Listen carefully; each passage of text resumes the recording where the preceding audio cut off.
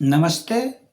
यदि आप सुखी जीवन जीना चाहते हैं तो अपने जीवन को लक्ष्य से बांधें, किसी व्यक्ति अथवा किसी चीज से नहीं। प्रिय मित्रों, जीवन में अनेक प्रकार के समय आते हैं और हमें कभी प्रसन्न कर जाते हैं तो कभी दुखी कर जाते हैं। कभी हम अवसादपूर्ण जीवन जीने लगते हैं तो कभी हमारे जिंदगी में उल्लास रहता है, हम सदैव प्रफुल्लित रहते हैं।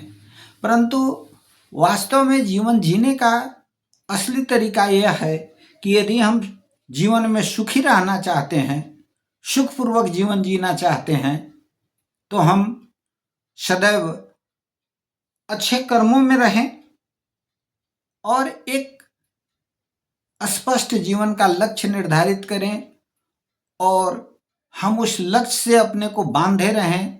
उस लक्ष्य की प्राप्ति के लिए हम अथक परिश्रम करते रहें। हम किसी वस्तु, किसी चीज, किसी के मान अपमान, ईर्ष्या, द्वेष, इन सभी चीजों से न बंधें, तभी हमारा जीवन सुखमय रह सकता है। वही रहीम नर धन्य है, जो कछु मांगन नाही।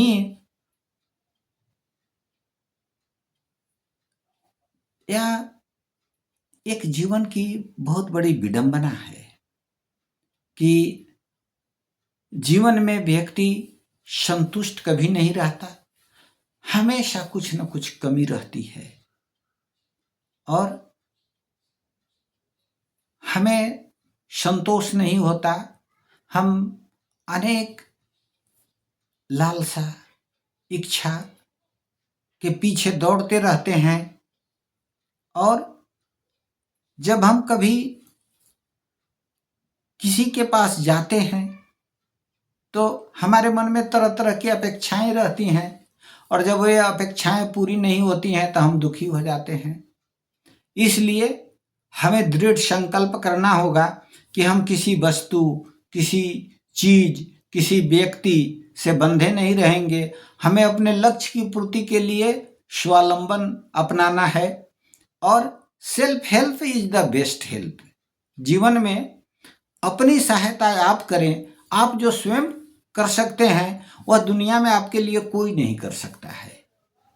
इसलिए स्वावलंबी बने और अपने जीवन को एक सीमा के अंदर मर्यादित पूर्ण जीवन जीने की कला सीखें और अगर किन्हीं को कोई सहायता हमसे हो सकती है तो प्रसन्नतापूर्वक करें। कहा गया है कि रहमन वे नर मर चुके, जो कछु मांगन जाही, उनते पहले वे मुए, जिन मुख निकसत नाही।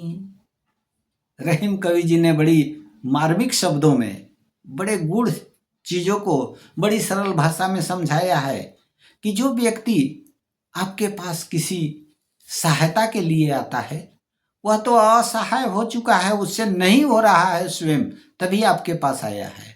लेकिन कभी क्या कहते हैं कि रहीमन वे नर मर चुके, जिन मुख निकसत नाही।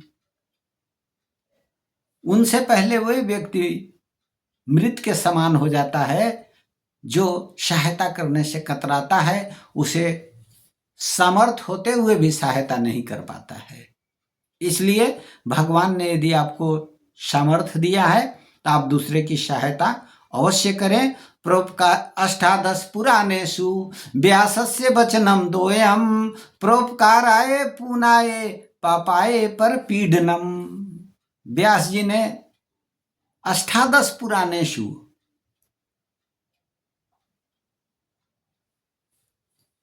18 पुराण में वेद व्यास जी ने एक ही बात कही है।